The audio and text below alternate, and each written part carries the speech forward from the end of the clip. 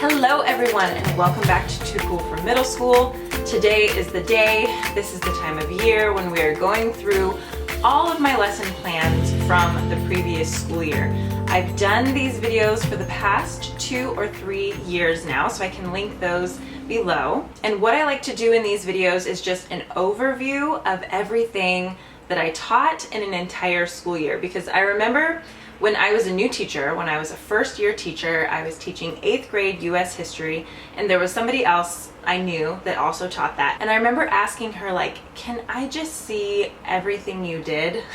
Like your entire year in lesson plans? Not because I want to copy all of it, but I just need to like wrap my brain around like what can fit in an entire school year. So I think that these videos are pretty helpful for new teachers or anybody that's switching grade levels, just to see an example of what another teacher did in a school year. So this isn't me like telling you what you should teach or the best way to teach or anything like that. This is just this is what I did last year. Now, usually I just lay my planner out and I get my camera and we just look through every single page of my planner. But what I thought I would do this year is split this into 2 different videos. Today is going to be how I taught my 8th grade English classes. And then maybe tomorrow I will film what I taught for my 6th grade history classes, but I didn't want to mix those 2 together. I don't really know why I did that before. Like, I want this to be separate. So for those of you that an 8th grade English year at a glance would be helpful, this is the video you want to see. This was my planner from last year. This is called the Planning to Change the World Plan Book for Social Justice Teachers, and you can get it on the Rethinking Schools website. I have a lot of planners. This one isn't the prettiest, but I really actually loved using this one. I have some reviews of it and it's just nice and thin, so I was able to take it back and forth from school to home pretty much every day. It has a lot of great information in it, tons of resources for teaching social justice, and then just, you know, places to write down what you're going to teach that day. But I didn't do anything pretty with it this year. It's just information. So I thought I could just kind of show you what's in my planner from last year and then just talk you through the units that I taught. This can be a long video, I think, so I brought my coffee. I charged my battery, got a fresh SD card, so we should be good. You might want to grab some coffee too, maybe a pen or a pencil.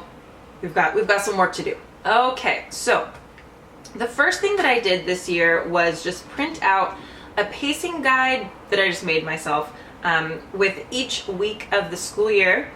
I taped it into my planner and Jensen colored on it like immediately, I think, with one of my pens. And then at the end of the year, once I saw how everything worked out, I just used a highlighter to kind of show the different units. I just filled this in as I went. I didn't fill it in ahead of time because I wasn't really sure how long everything was going to take. So this is semester 1, this is semester 2. I guess we had 37 weeks worth of teaching. Really the last week I didn't even fill out. I don't know what we did that last week. It's maybe more like 36 weeks of teaching. For me, it's helpful to see like really how much time I have to do everything. And then for the first semester, I knew that I wanted to go through a couple of different units, and we use at my school the HMH collections curriculum. That's what is given to us to use. We do have the freedom to bring in other resources if we want to. So this is a bit of a mix of using that curriculum and then bringing in some of my own stuff. So I knew that in the first semester I wanted to do the Culture and Belonging unit, the Thrill of Horror. I did my own unit on Industrial Revolution lit circles, and I actually have an entire video about how I did that, and it was a collaboration with a class in New York. My class is in California. So we did this really cool like online collaboration. So that all of that is broken down in another video that I can link for you. And then we also did a unit on Dear Evan Hansen that I created, and I want to put that one up on Teachers Pay Teachers. It's just not quite done yet. Like, I know what I meant by certain things when I wrote them out for myself to teach it, but I need to put probably about 10 more hours into it to get it ready to like give it to other teachers so that they would be able to see like the train of thought happening in my brain. So as soon as I have that ready, I will definitely let you know, and I will make an entire video about it, and we'll talk about it a little bit here. But it was very, very fun. I loved teaching that. And then in semester 2, we did the Diary of Anne Frank. I wanted to do the March Towards Freedom unit in the textbook. I never got there. It was on the list, but I really didn't do it. We did a book study of Roll of Thunder, Hear My Cry. I wanted to do a media literacy unit and I did not get to that. I will make sure to get to it next year. I was disappointed in myself that I didn't get that done.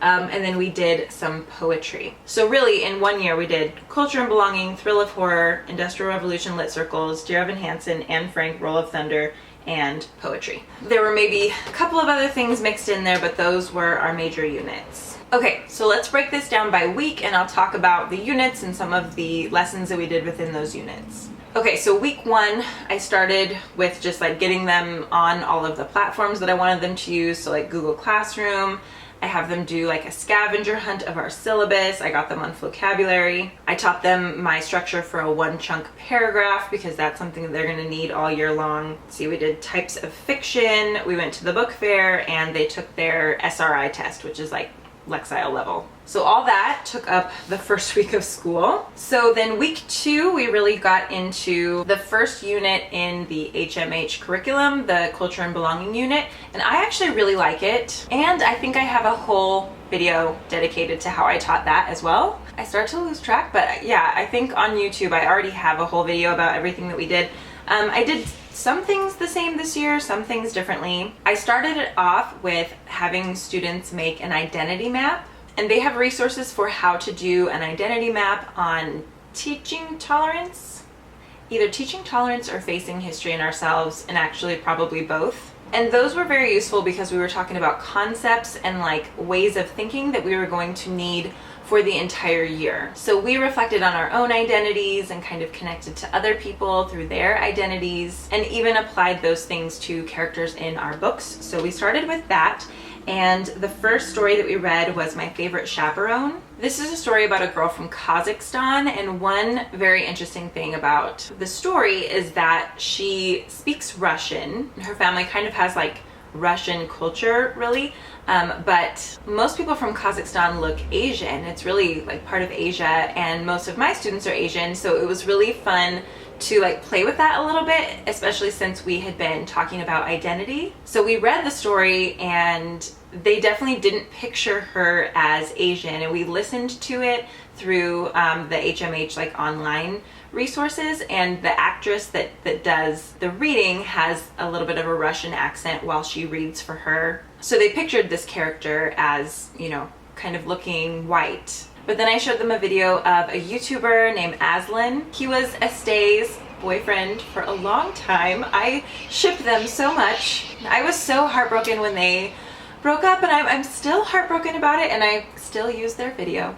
just as a teaching point. So yeah, I showed them a video with Aslan so they were able to see somebody who's actually from Kazakhstan, and then he actually has a British accent because he moved to England. He has like a very posh London accent. So that just generated interesting conversations about the way that people look and speak and how those things don't always align in the way that we're expecting. I don't write down like super detailed lesson plans, so I don't remember every single thing that this means. But we did some stuff with dialogue. We wrote a 1-chunk paragraph. We were also looking at the 7 habits. We are a 7 habits school, so we were talking about beginning with the end in mind. Okay, the next week we did more with dialogue and character. We talked about simile and metaphor. They do have tests within the HMH curriculum, so we took an open book test, I wrote down, and they did a written response, so this was some of my first encounters with their writing, really. And then we moved on to another short story from the textbook called Bonne Année, which is French for Happy New Year. So again, this is, you know, a French speaker, so maybe we would have a certain type of character in mind, but this character is from Haiti and his family lives in New York City. And this one was a memoir, so the character is the author. You know, he was writing about something that really happened in his life.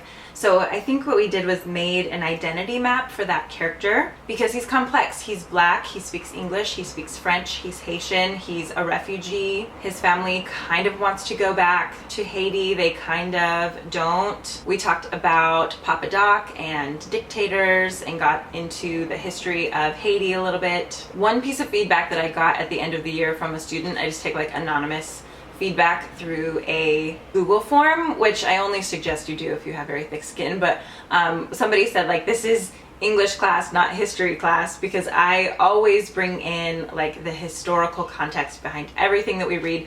Maybe I do that a little bit too much, but really, like, if you're finding any of these stories kind of dry, bring in the historical context, and I think it really makes them come alive. We did something on narrative structure in our textbook, and then the next day was September 11th. I also have a YouTube video about what I do on September 11th. It is demonetized because YouTube doesn't like that video because I have something in there about 9/11, which I understand. It's very annoying, but anyway, you can go watch that video. And oh, I remember that the power went out, or no, the internet went out that whole entire day, and I was gonna have them read these articles online, but thank goodness I had printed them out 7 years ago from my first year of teaching, and I still had those, and I was able to hand them out. And we stayed on the 9/11 stuff for a while. I think I had them write stories based on a story that they heard in StoryCorps. The word story is quite a bit. So almost as if they had done an interview with the people on the StoryCorps website, and then they like wrote an article about that person's story. It was okay. It was decent. I was just trying to give them a chance to work on like narrative structure. Probably wasn't my favorite thing that we did, but we did that. Let's see. We also did literary responses, which is something that I have another video on YouTube about also. The next week we peer edited, we turned in our 9/11 stories. So it looks like we just worked on those for a couple days. And then we went into the close reader and read an article called What to Bring. And then I was starting to notice a pattern in a lot of these stories and situations that we were reading about. A lot of these people were refugees and needed to flee their home country, and they came to the United States. So that is something that's very, very relevant to today. So I went on Newsella and found a bunch of articles about refugees and had them do some research about what our current refugee crisis is like.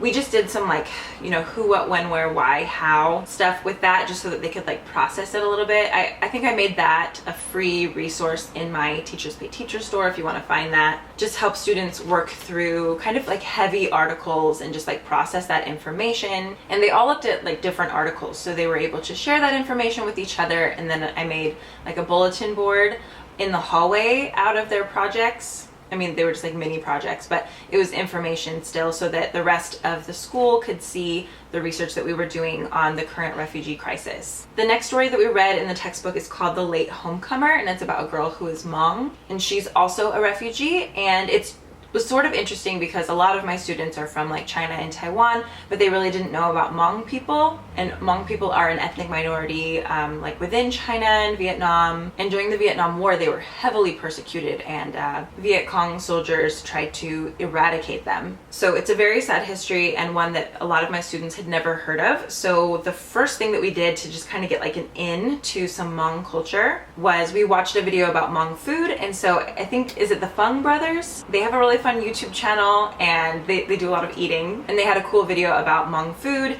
and their dishes are very similar to the dishes that a lot of my students are familiar with. So that was kind of a cool way to like intersect these two cultures. And then we continued reading The Late Homecomer.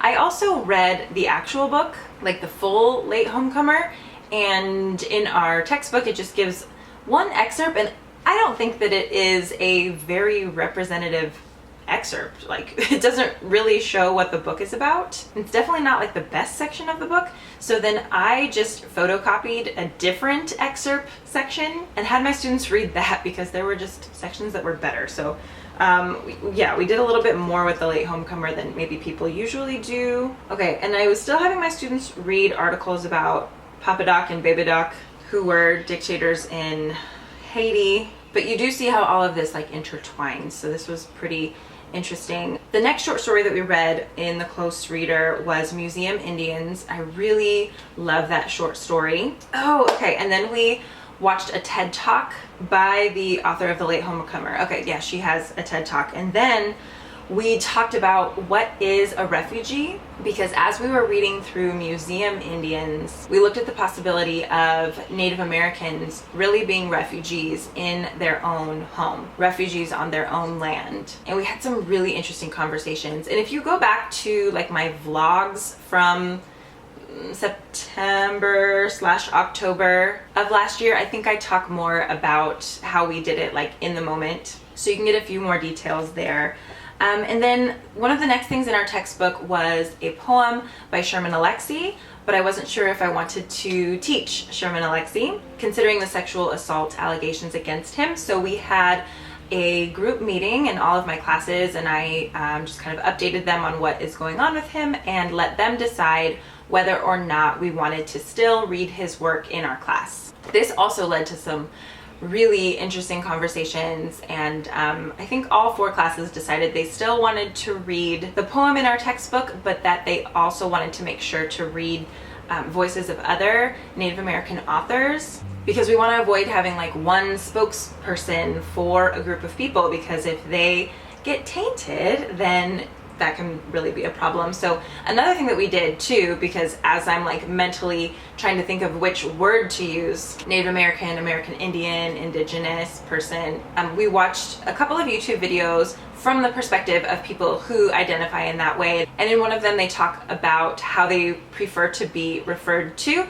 And there really wasn't consensus across the video, but it is just really important, I think, to hear from the people who we are attempting to label and categorize in some way. And in our area, there are not a lot of Indigenous people, so my students were pretty unfamiliar with all of that. Another thing that I have in my classroom are maps, and you can get them on something like tribalnationsmaps.com or something. I know I've linked it before in other videos, but this man makes maps like of California, for example, but it has all of the original tribal lands and territories listed on that map, so you can kind of see like where you are, whose land are you actually standing on right now. So I think that is a really essential resource to have in your classroom anytime you are teaching about Native Americans, American Indians, Indigenous people. We also looked at Newsela and looked at a couple of articles talking about teenagers on reservations and the high levels of suicide and unemployment and drug use. And I think that this just helped students to understand like why I was so passionate about making sure that we were respectful in the way that we were studying these people who we don't interact with on a daily basis, but who are affected every single day by the policies of the United States. And it's something that we really do need to understand. So we read some Newsela articles. Oh, this was really cool. I had them look at the Grand Coulee Dam, look at articles about the Grand Coulee Dam, just kind of like on Wikipedia, like what does it say about the Grand Coulee Dam? But the poem that we read by Sherman Alexie is also about the Grand Coulee Dam and how much that took away from tribes in Washington. I think it's Washington. And so then we found another website about the Grand Coulee Dam from the perspective of the tribes that it impacted. And so that was just a really interesting like informational text lesson to look at the way that one project is viewed from 2 different perspectives. Oh, that was also on Indigenous Peoples Day, which was Wednesday the 3rd of October, I believe. Surprised that that's not listed in this social justice planner. Okay, so in circles the next day we read Powwow at the End of the World. That's the Sherman Alexie poem. We did a literary response and informative text online lesson. I don't remember the details of all of these things. Okay, the next week my 8th graders were actually on a leadership trip. And when they came back, we read some articles and turned in some sources. Oh yeah, okay, I had them write a informational article on any of the topics that we had covered so far. So it could be on like the Hmong people during Vietnam, it could have been on Kazakhstan, Native American reservations, the Haitian Revolution, like any of those topics that we had covered. They were supposed to write a informational article digging a little bit deeper into any of those topics that interested them. So they needed to have a topic and then 3 main points in an outline by that Monday. The next day I had them look up any domain specific vocabulary that would be really important to explain in their article. So they just spent a whole day making sure that they were able to do that in their writing. The next day they wrote their introductions, and then it looks like the following day we like finished the articles and tried to turn them in. And then on that Friday we did a grammar quiz and took some time to read. Okay, so now we're into like the end of October and we're like going into a new unit. So in between these two units, I had them do a structured academic controversy, which I also have YouTube videos about. I love structured academic controversies. We did one on daylight savings time because this was around daylight savings time, so it was a good thing to kind of debate. And that was just sort of like unrelated to curriculum. It was just working on the skill of reading information, coming up with a evidence-based argument and articulating that information. And it's also just like a really fun format. So we did that for a day. Then we got into our horror unit. So we started with The Telltale Heart. We did some literary terms. The next day we did some comprehension questions with it. The next day I found a couple different video versions of The Telltale Heart and had them compare and contrast them and talk about like the tone that the different videos portrayed of that story. So that was kind of a fun day. And then the next day they had to write a police report as if like they were the police officer coming to check on what had happened at the house. And I know I got that activity off of Teachers Pay Teachers. I don't remember where, but you could probably just Google like police report for Telltale Heart and it will come up. And they really liked that activity. It kind of like put them in a different frame of mind, like looking at details from a different perspective.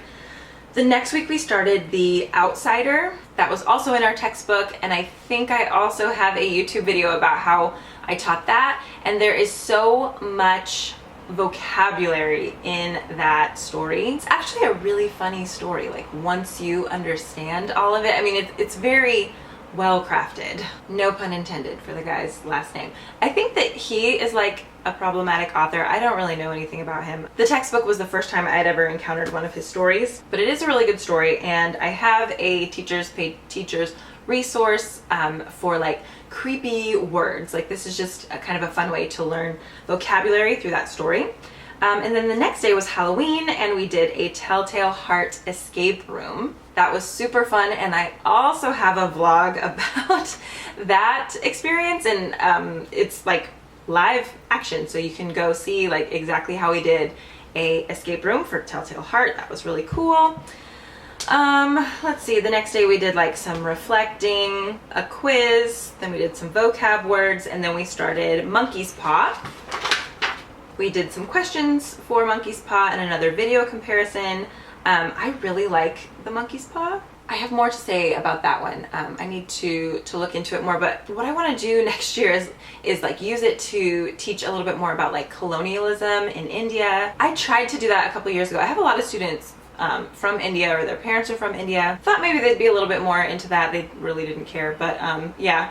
But I think Monkey's Paw is an interesting story to look at. Again, we put it in the historical context of like making everything from India seem very like magical and enchanted, and you know, like all of these army officers coming back from India and like portraying the people in certain ways and the objects in certain ways like they do in the Monkey's Paw, and then just like taking things.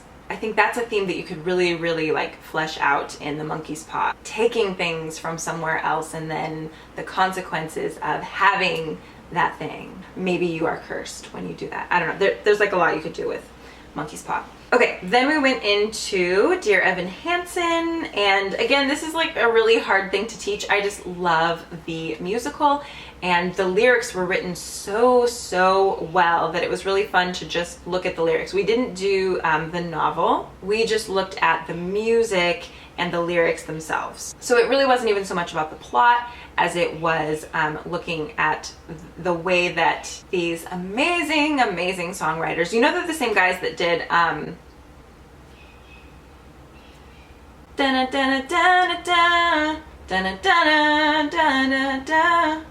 what am I thinking of? Hugh Jackman, that thing, whatever that was. I can't think of the name of the movie, but that movie, the same people that wrote that. I'm losing my mind here. Okay, so we started with Requiem, I think. That's weird because that was kind of like our climax. Maybe we just listened to that to like get a sense of it. Okay, we did Anybody Have a Map to kind of study characterization, and then Waving Through a Window to kind of set up the problem or the conflict. Okay, and then we got into Requiem to look at different points of view. If you don't know the musical, this is not gonna make any sense, but if you do, maybe you're picking up what I'm throwing down here. Oh, okay, I did make a copy of like the letter that Evan wrote that they find later, you know.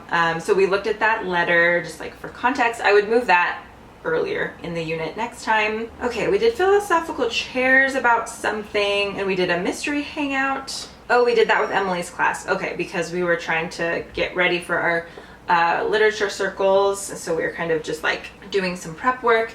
We wrote an essay about point of view based on the song Requiem, which is so beautiful, and each character kind of has a different reason for singing. I will sing no Requiem. It kind of means something different to each character. So yeah, that was kind of great. Okay, then it was Thanksgiving break, and we started our Industrial Revolution Literary Circles unit. Since I have an entire separate YouTube video about that, I am going to just kind of skip through this. My students had 5 different books to choose from. Emily's students had the same 5 different books to choose from. Within my 4 different classes, students who were reading the same books would like discuss those books, and then we would also have larger conversations where we kind of compared and contrasted all of these different characters who were all like experiencing the Industrial Revolution in one way or another. And then we would also use Padlet and Flipgrid to communicate with Emily's class, who was doing the same thing, and just kind of get different perspectives about the books and the context and all of that. So that was really fun. It was a lot to manage. About halfway through, we also watched Newsies, because most of our characters were girls, so in Newsies most of the characters are boys, and it's like the same setting, New York, and a lot of orphans and a lot of like trying to unionize in order to get fair treatment. So we did that. We did a lot of background information on the Triangle Shirtwaist Fire. Kind of forgetting what this stuff was, but we did a plot chart, a book review. Oh, okay.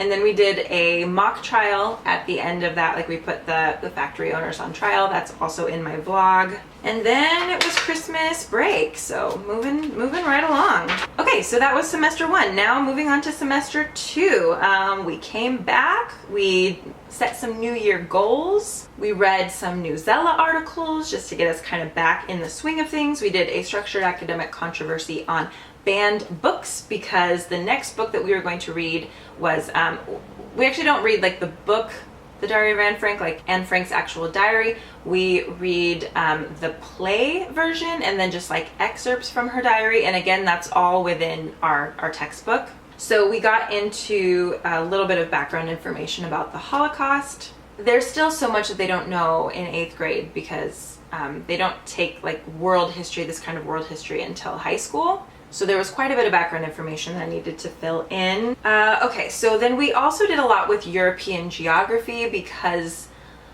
it's hard to like picture all of these things. Like, okay, if Hitler is in Germany and Austria, and then we're talking about these other like Eastern European countries, and then Anne Frank and her family moved to the Netherlands, like how does this all work out? So we did a lot with geography just so they would be able to like picture this stuff better. We actually had a Holocaust survivor come and speak to us and tell all of the 8th graders her story. That was so amazing and like perfect timing.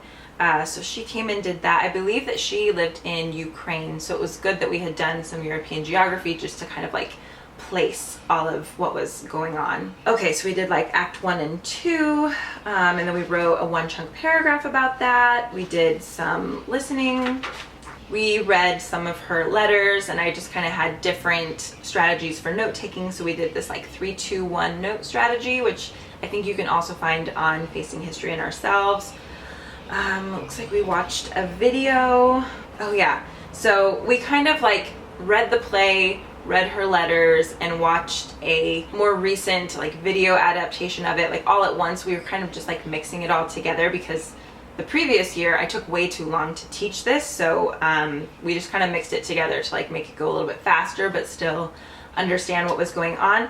This was where we also had a conversation about privilege and the helpers who were, you know, helping to hide Anne and her family and the other families, and how because they were not Jewish, they had privilege, and so they used that privilege and put themselves at risk to keep other people safe. And they even gave up some of their food rations and their clothing rations. And I think this is a really interesting like inlet into talking about privilege, and we had some really interesting conversations that kind of jumped off of that initial conversation. Okay, we did some stuff about characterization through dialogue. We watched a vocabulary video about Anne Frank. We did some quizzes along the way just to kind of check for understanding. A few more notes. We did some responses to some of what we read. Okay, and then by February, we finished the play, we finished the movie. We went to the website that is like an interactive website where you can go into Anne Frank's house. That's a really cool website. I also had them do one-pagers on the Diary of Anne Frank, and I have those on my blog if you want to see how those turned out, because they were very, very beautiful. After we did Anne Frank, I did a unit on the movie Swing Kids. So this is kind of the complete opposite perspective. So it's German boys who are living in Germany kind of like at the rise of Hitler's power, and it shows how like joining the HJ, which is like the training group for becoming a Nazi, it's like for younger boys, could have seemed very appealing, especially since a lot of these kids like had lost their fathers and lost a lot of members of their family in World War I. And, you know, Germany, of course, had not really recovered. And this is what created a lot of the circumstances for Hitler to rise to power. And so anyway, if you haven't seen Swing Kids, it's great. This is another resource that I keep meaning to turn into like a Teachers Pay Teachers resource. Again, I like have it for myself to teach from. I think I've taught from it for 2 years, but I need to include all the like teacher instructions, and I'm going to make a page of timestamps and like where to fast forward in the movie, because there are some things that are just like not necessary to show in class. Like you will still understand the point of the movie without a few things in there. So they really liked seeing the other side too, because it's just so hard to understand. Like there's like, how did everybody go along with this? It really doesn't make any sense. And so I think it is important to include that other perspective. Like this is what was happening with non-Jews. This is what was happening with Germans. And not everybody did go along with it. But here's how like people could have been persuaded to become Nazis. I mean, it's crazy, but that was a really good unit, I thought. Okay, and then we got more into resistance. I spent a long time on Anne Frank, even though I tried not to, but it's just like such important stuff. So we started researching Jewish partisans who were like resistors, like people who did not go to the concentration camps, and they just like hid in the woods and they attacked Nazi convoys and all of this stuff. So there's a lot of information about them on either Teaching Tolerance or Facing History and Ourselves. I'm just going to link both of those below because they both have amazing things. I just always forget which is which. Music as resistance was another lesson that we did. Okay, and then I had my students write their own, my coffee's getting cold, this is just like real school. They wrote their own short story based on one of the real life characters that they read about. I don't know, that's the only way I know how to like teach narrative. I'm like, I don't know how to come up with ideas by yourself, like just base a story on something else. So they wrote like historical fiction basically. So one day they did their character and setting, the next day they made a plot chart and a hook, the next day they worked on dialogue, the next day was a writing day, and then Friday was a revise and share writing day. And we did kind of like a musical chairs thing where they showed a bunch of different people their work and worked on descriptive language. Gosh, writing is just very, very time intensive. Oh, okay, so then that Monday we came back and did like editing stations with a rubric. Gosh, we did more writing samples. Oh, writing samples from SBAC. Just to give them some like examples of good writing. Oh goodness, okay, so then we went into the history of sharecropping so that we could read Roll of Thunder, Hear My Cry next. And every time we went into a new unit, I was like, I'm so sorry, but again, we're gonna talk about like horrible, awful things. Like this is the theme of the year, that we just talk about horrible things every single unit. Suicide and the Holocaust and refugees and sharecropping and Jim Crow. But I don't know how to avoid that. And I don't know what else is more important to talk about, really. Like, what else are we gonna talk about? So anyway, this is what we did. We did a day on the history of like the separate but equal Supreme Court case decisions so that they would understand the context in which Cassie's family was living in Roll of Thunder, Hear My Cry. So, oh, I have a whole video on how I taught Roll of Thunder, Hear My Cry as well. So I will also link that one. You might be spending a lot of time on YouTube today. But yeah, I did go very in depth into how I taught Roll of Thunder, Hear My Cry. Let's see, we began it really on March 11th. We finished it, on April 11th. Okay, so it took like a full month to read, and we really didn't read that much in class. They read most of it at home, and we just had discussions every day in class. So novels take a long, long time. Okay, so then into April, we did a book raffle. We also did one-pagers for Roll of Thunder, Hear My Cry. I believe those are also on my blog or on my Instagram if you want to see how those turned out. They are beautiful. Ah, yes. Okay, and then we started an immigration project that was kind of like a collaboration with their history classes, and we brought in the history of Chinese people in Mississippi during the same time that Roll of Thunder, Hear My Cry is set. And since most of my students were Chinese, we thought this was kind of interesting, so we did, a while on that. So we were kind of juggling like those two things, and then we also started a poetry unit. I used Nearpod for my poetry unit, and I love Nearpod now. I really hadn't used it before, but they have some great stuff on there. I'll have to do a whole nother video about Nearpod, but yeah, we looked at poetry in nature, and then at the same time we were also talking about immigration, and we started calling it our Welcome to America project instead of our immigration project. So in history they were studying just like the period of high immigration, really from like Europe, Eastern and Western Europe, which is something that we had really already looked at in our Industrial Revolution literature circles, but it was kind of cool that those two things came together. Still doing poetry. We just kind of like looked at all different types of poetry. I'm not great at teaching poetry. That's definitely an area where I would take any suggestions. Let's see, we did some free verse poems. We made like a poetry collage on a Google Draw document. They had to put, they had to write their own poem in like 5 different genres, and it was just like all together on a page. That was fine. They had to interview somebody that they knew who was an immigrant to the United States and then do a presentation on that person, and so we spent a long time kind of like getting ready for that. Oh, we were doing that at the beginning of May, but this was also our state testing week, so I'm like, there's not much here, but that's because we were mostly doing state testing. And then I also had them set up a Google Keep planner thing for high school, and I have another video about that as well that you can find on my channel. I thought that was a really great thing to do at the end of the year.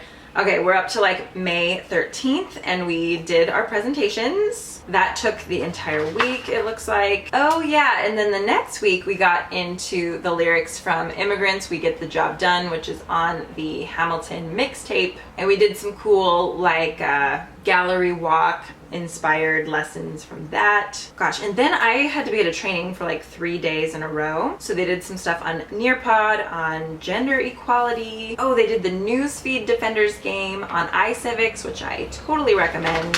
The last week of school, we watched The Boy Who Harnessed the Wind. Have you guys seen that movie on Netflix? It's really, really good. I was about to say I'd like to do more with it next year. I don't know if I have time to do more with it next year, but it's the story of a kid who uses what he learns to help his community. So I just think that it was kind of something inspiring for the end of the year, like, using this education that you now have and applying it to solve real world problems. And then we had basically the last week of school, we had like all of these assemblies and awards, and that was it. The year ended a little bit abruptly. It went by super quickly, and we tried to fit a lot in, and every year there's like so much more that I wish I could have done. But like even talking through all of this stuff is already getting me excited for next year. Like, how can I kind of tweak things or maybe drop some things and add in some new things? This is one aspect of teaching that I really like, is that I do have so much autonomy over how I teach the information. Like, of course I have to teach the standards, but the way that I present them and package them is really up to me. Like, I used the textbook